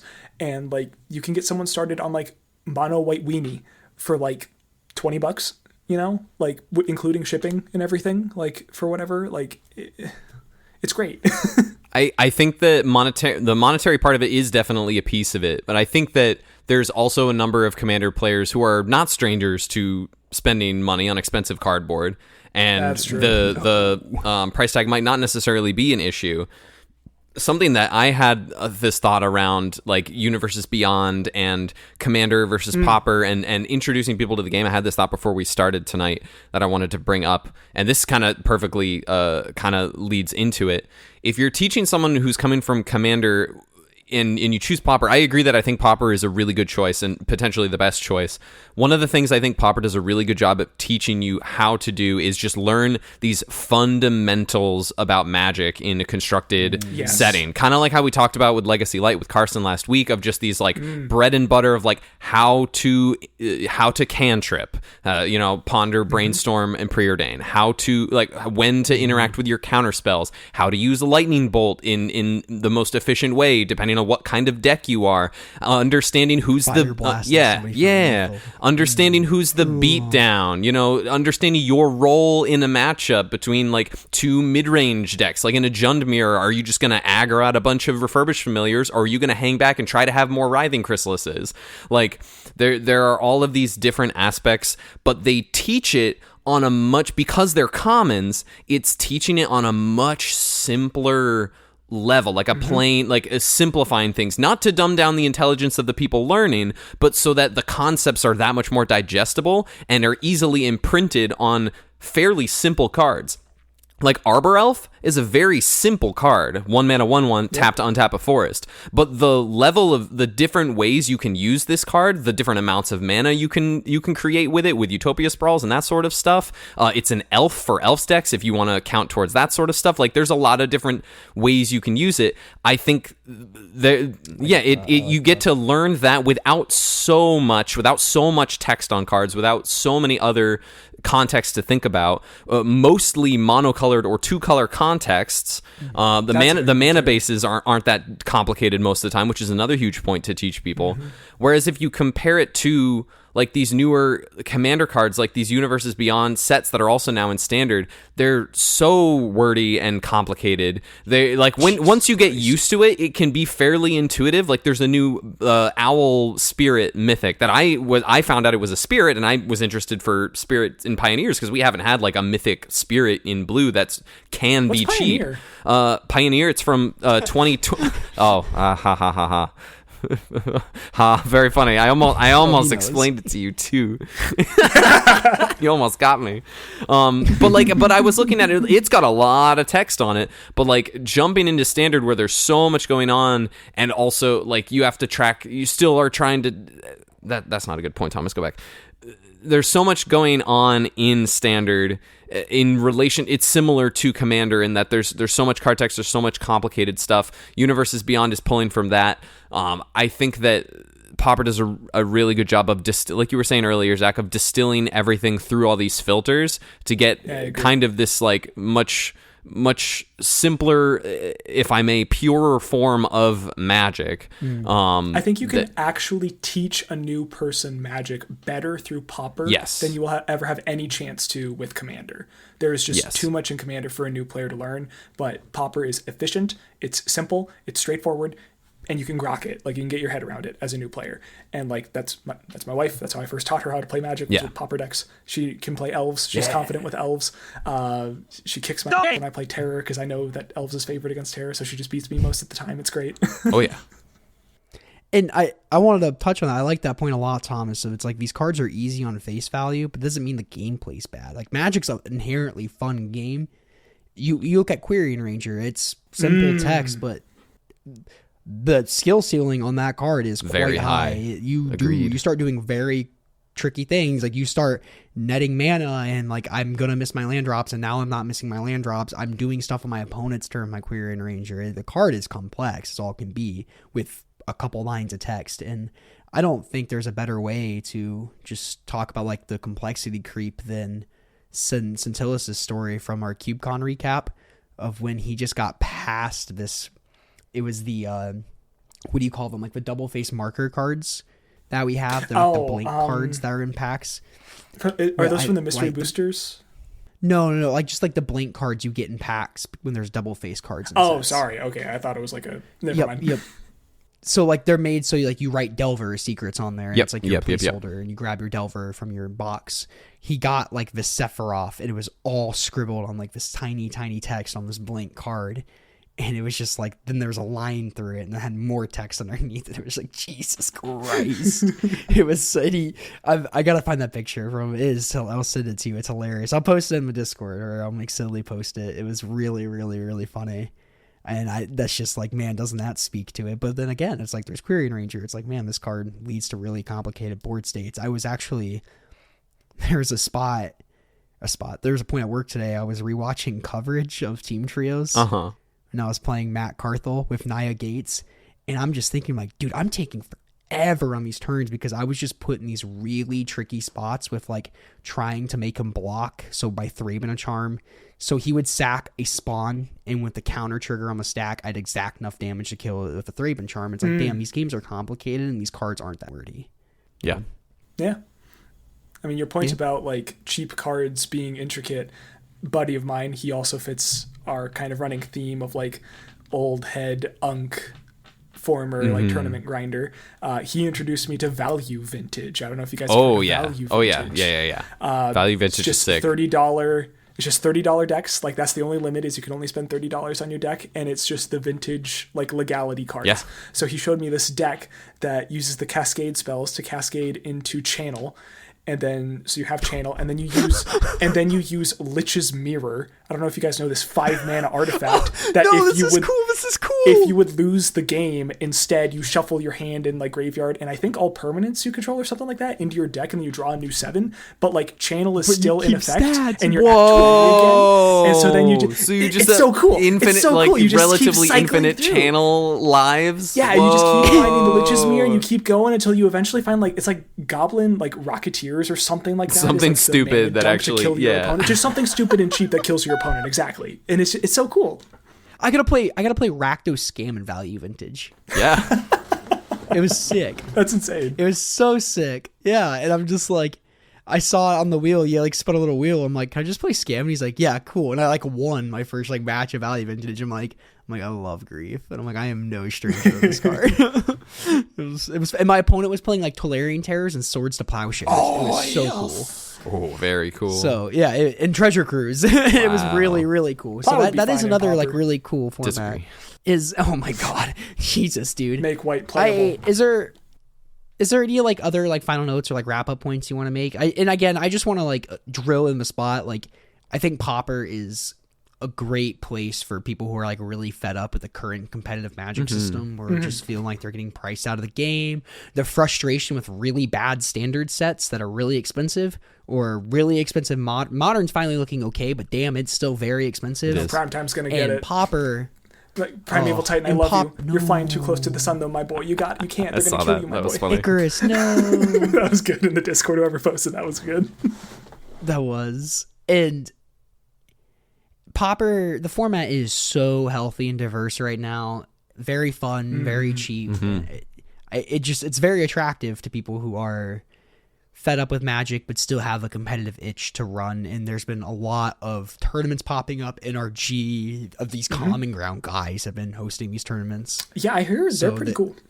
The tournaments are pretty sick. Paupercini up in Chicago. Yeah. So we're starting to follow the Cube grassroots thing a little bit. Like that's starting to get grown. There's talks of Pauper again in the U.S. So hopefully we don't have our own Icarus moment and decide to get capitalism on. I mean, we're gonna get capitalism done. Capitalism is gonna do its capitalism, Ming. But it's fine. It's fine. Don't worry about it. Hi, Croissant. Hi, Croissant. Hey, buddy. You came to say hi to me. Hello. I miss you. That's why I ran. He was pulling me at the door. He's so cute. I love him.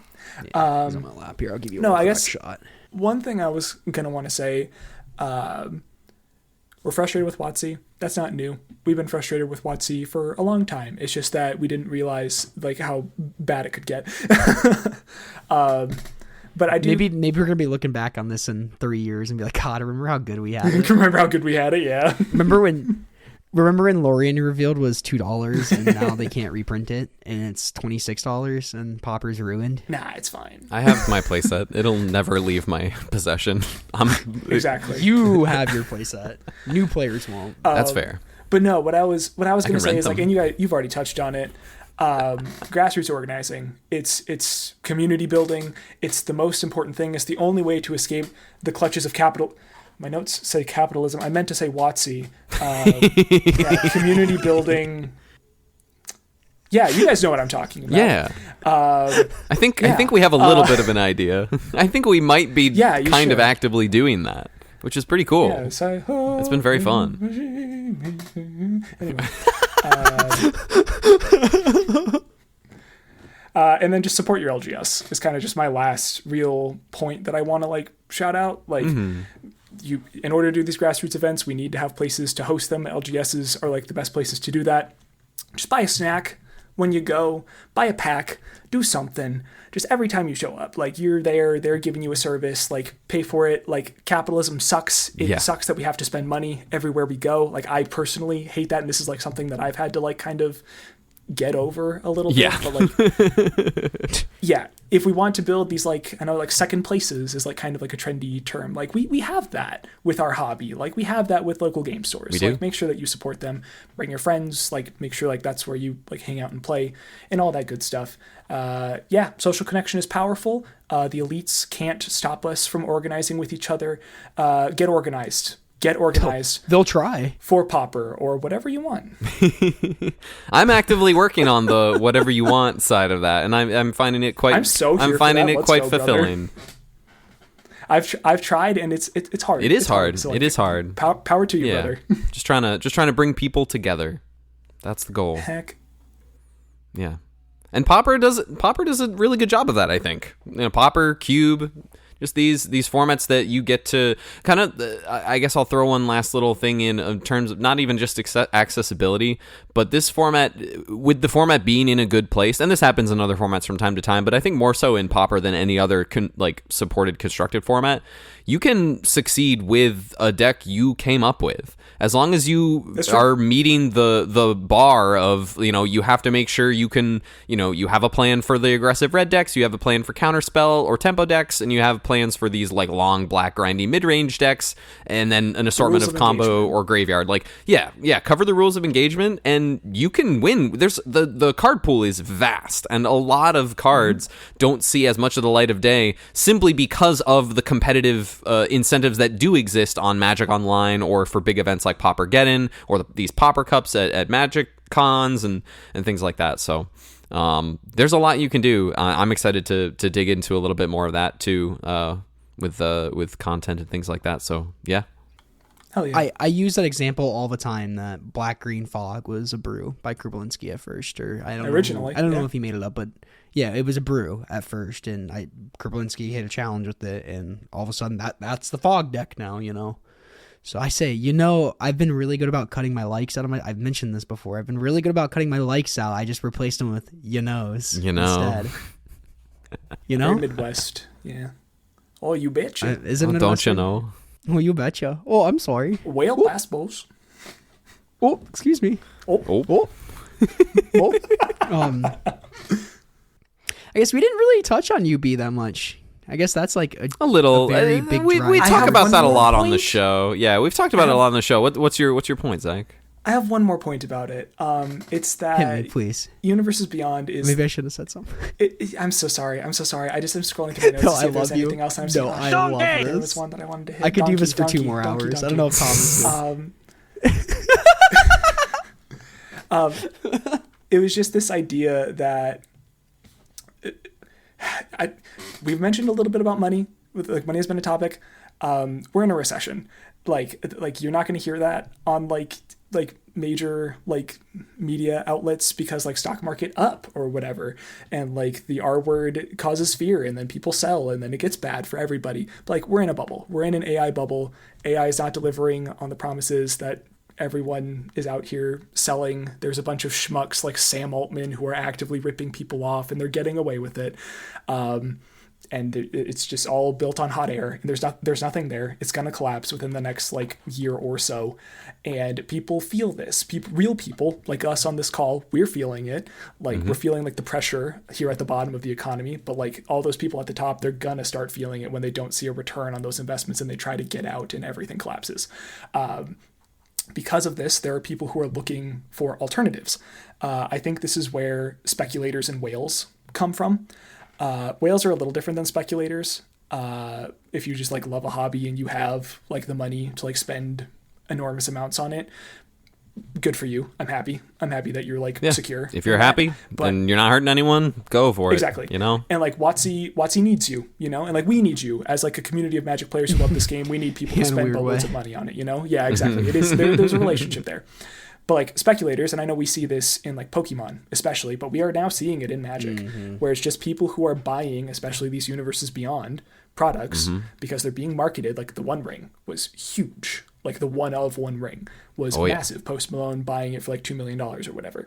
All of that means that for us who like, we're not able to speculate, we're not able to treat our hobby as if it's an investment, as if it's like, because, you know, we missed out on Bitcoin, we missed out on Apple stock. So we're looking, there are people who are looking for that next big thing. And I think TCGs are seeing a surge. I know that like Riftbound just came out and it was rushed. And like they had a lot of like erratas immediately, like on like day one of release, just because like they got rushed so much. Yeah, it's a little messy. It might be fine. It's a little messy though, but there's a lot of card games that are getting pushed right now. And it just feels like there's a lot of money circulating in this area because people are looking for that next thing to make them rich, because they missed out on like GameStop, or they missed out on, you know, whatever. And I think that makes this kind of problem that we're seeing with WotC and like all of this like financialization of like our hobby, our game, the thing that we find so much community and love in, we can't vote with our wallets because our votes don't matter here. Like, no. WotC's not selling to us anymore. They're selling to these speculators. They're selling to these people who don't actually care about the game. They care about the financial vehicle that they're spending money on, that they're looking to see a return from. And that's why the gathering is the most important part of all of this, because you can't buy that. You can't invest in that. You can only find wholesome community and like companionship. And like, that's what matters. And we get that from Pauper. We get that. We could be getting that from Standard, but like, it's just it's tied too closely to the rest of it. And like, we need these like grassroots formats. So like really like support this, because like that's us who build these formats. You know, it's not WotC. We don't have to rely on them. WotC could fail as a company. The bubble could burst and everything could collapse. They could go bankrupt, but like Pauper will be fine. You know, like we will exist. Cube will exist. Magic the Gathering will exist, like no matter what. And that gives me a lot of hope. Yeah. Me too. No, I get that. Like if they stopped printing Magic cards tomorrow, I'd still be playing Cube. Exactly. Yeah. And I'd still show up to Pauper events too, you know? They would still happen, you know? Like, I don't think LGSs would die overnight. I think they would really struggle, but like, I think we could help them, you know? Yeah. I think it'd be obviously a lot less of it, but yeah. I don't know. I think Magic has a bright future. It's going to be different. That's true. I think there's going to be more of it. Yeah, it's going to be very different. It's going to be a lot more UB and stuff, but you just got to find these like little pockets of community that you enjoy. It's not... every part of Magic is no longer for us, and that's just, I think, a big change, really. Like that was the biggest deal, is like, maybe this product isn't for you. And I remember when Blake said that for the first time, everybody's like, gasp. But it's like, oh, no. That was kind of the pivot, wasn't it? That was kind of the moment where it all really came to a front, where they like owned it. And it's crazy to think about, like, that was such like a, like, what's the word I'm thinking of? Conqueso. No, that like it was such a controversial. Oh, thank you. Oh, controversy. I'm sorry. It was so insane that statement was so controversial, and now it's just like, well, duh, not everything will be for you. I have no reason to buy the Foundation's beginner box that's sitting in front of me. Like there, you know, I want to teach my. Well, I want to teach my lady friend how to play Magic. That's why I bought it. That's probably. And then Avatar got announced, and I bought the Avatar beginner box. Let's go. Nice. Because I just wanted to point out too. I wanted to tie this into a point earlier, but it was really cool. Like a lot of I think UB stuff can be done right. My hatred towards Spider-Man, and I have a love towards this Avatar set, and I feel similarly. The only thing I could tell you of a difference is vibes, just vibes. I look at the Avatar cards, I'm like, man, this is cool. You hate New York. And exactly. But I look at these Spider-Man cards, and I'm like, this makes me want to puke in my mouth, and I don't know why. It's hard for me to like tell you the difference, but it was really cool. For my friends, my close friend's birthday, I got her like the little display kit, because she loves Avatar. So I got her a little display kit for Avatar, and it came with like 3 boosters, and watching her open those packs was so cool, because she was so excited about every single card in it. That's sick. And she opened like a $50 card Cool. too, like the special art Fire Lord Ozai. I'm like, oh damn! I'm like, that's not normal. So it was really cool. Like her get pumped up for like every common and uncommon. Yeah. It's like, man, I remember like opening packs and being really excited. So Just like, I don't man, know. I am an old man yelling at clouds for the past 2 hours on my podcast.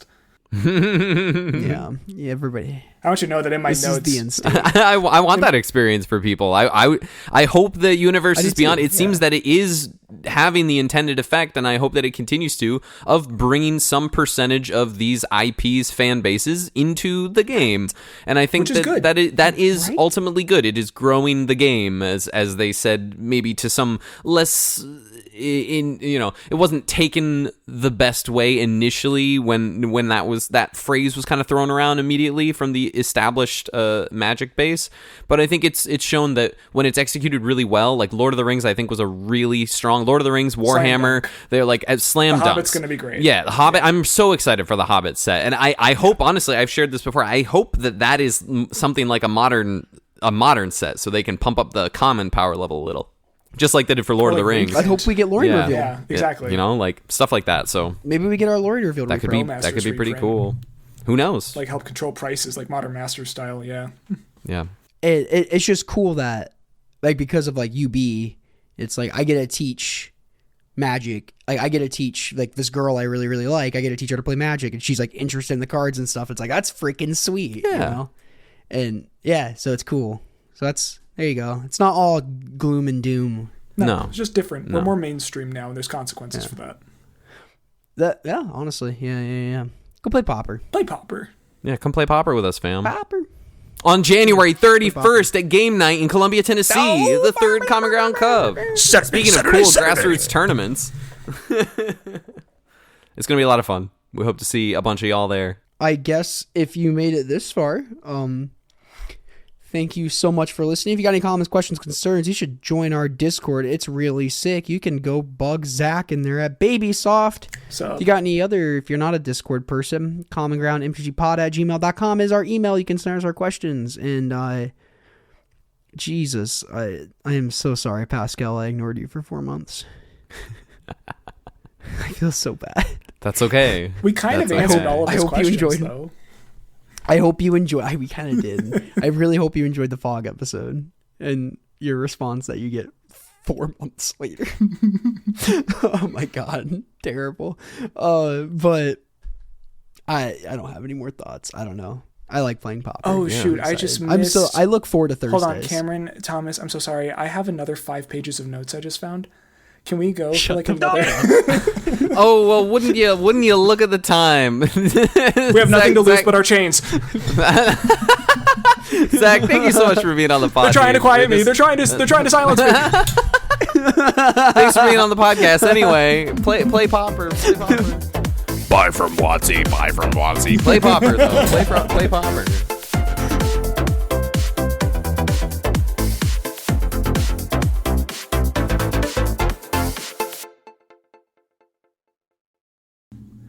I'm planting a seed. Yeah, I was about to call out the seed on his head. My wife made me this. That's so cute. She's very crafty. Yeah. It's very cute. Donkey! You just assumed it was part of the headphones. I thought it was cat ears. Oh, you know. The smallest I'm more of cat a- ears in the world. I'm more of a botanist over a cat boy. I'm also something of a botanist. Hell yeah, brother.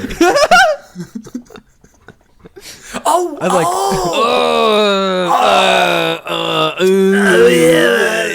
yeah, brother. He gets it. I'm a lobotomist. Can I join? Can I please join the club? Jesus Christ. All listeners aren't going to appreciate how good that joke was that you made because I can't see your stupid. Donkey! Okay. They're not gonna hear it. It's okay. I'm gonna pivot to my next point about casuals now, if that's okay. Let me. Basketball. But later. Oh, okay.